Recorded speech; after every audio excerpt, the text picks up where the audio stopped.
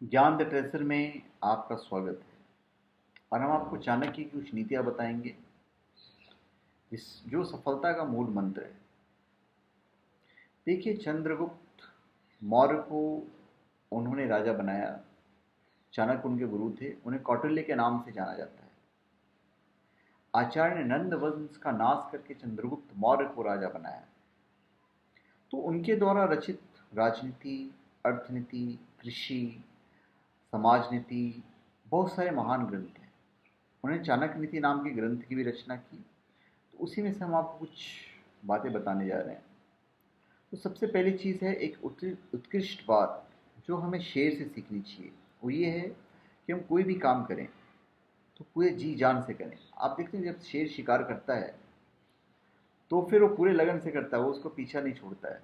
तो यही जज्बा हमारे अंदर होना चाहिए। दूसरा, व्यक्ति अकेले पैदा होता है और अकेले ही मर जाता है, और वो अपने अच्छे और बुरे कर्मों का फल खुद ही भुगतता है। और वो अकेले ही नरक जाता है या फिर अकेले ही स्वर्ग जाता है। अपनी अयोग्यता कभी भी दूसरे को नहीं बतानी चाहिए, क्योंकि अगर उसे ये पता चल गया कि ये अयोग्य है तो फिर वो आप पे हावी हो जाएगा। आपके मन की जो बात है, जो काम की बात है, वो कभी भी किसी व्यक्ति पे प्रकट नहीं करना चाहिए कि आपने क्या करने के लिए सोचा है।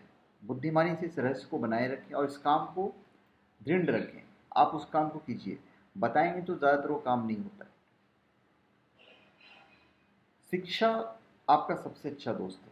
एक शिक्षित व्यक्ति हर जगह सम्मान पाता है। शिक्षा सौंदर्य और यौवन को भी परास्त कर देता है। तो शिक्षा सबसे इम्पॉर्टेंट चीज़ है। तो आप अपने बच्चे को अच्छी शिक्षा दीजिए। उसके बाद चाणक्य ने कहा है, जो बात वो हम आपको बताने जा रहे हैं, किसी मूर्ख व्यक्ति के लिए किताबें उतनी ही उपयोगी है जितना कि एक अंधे व्यक्ति के लिए आईना। मूर्ख व्यक्ति बताइए किताब लेके क्या करेगा। तो बात सही भी है। जो लोग परमात्मा तक पहुंचना चाहते हैं उन्हें वाणी, मन और इंद्रियों की पवित्रता और एक दयालु हृदय की आवश्यकता होती है। देखिए, जब तक आप दया भाव नहीं रखेंगे तब तक परमात्मा भी आपके पास नहीं आएगा। अपना धन उन्हीं को देना चाहिए जो उसके योग्य हो, और किसी को नहीं। बादलों के द्वारा लिया गया समुद्र का जल हमेशा मीठा होता है। उदाहरण के तौर पे उन्होंने कहा है, कभी भी उनसे मित्रता नहीं करें जो आपसे कम या ज़्यादा प्रतिष्ठित हो। मित्रता हमेशा अपने बराबरी वालों के साथ करेंगे तो ज़्यादा अच्छा है। क्योंकि अगर आप ज़्यादा प्रतिष्ठित से कर लेंगे या कम प्रतिष्ठित से कर लेंगे तो आपको खुशी नहीं देगा। आप ये आजमा के देख सकते हैं। अपना अपमानित होकर जीने से अच्छा है कि आप मर जाओ। मृत्यु तो बस एक क्षण दुख देती है, लेकिन अपमान हर दिन जीवन में घड़ी घड़ी दुख देता है।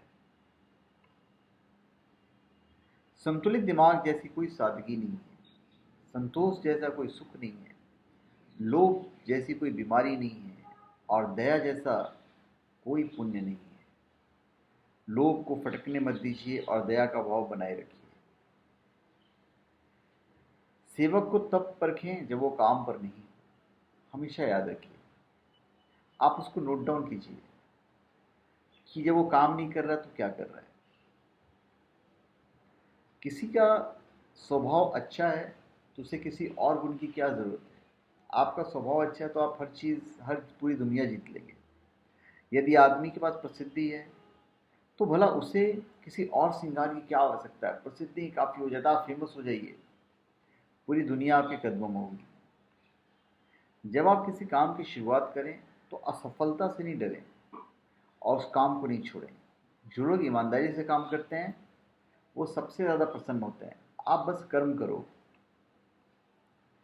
गीता में श्री कृष्ण भी यही कहा है, सांप के फन में, मक्खी के मुख में और बिच्छू के डंक में जहर होता है, लेकिन दुष्ट व्यक्ति के शरीर में सिर से लेकर पैर तक जहर भरा होता है।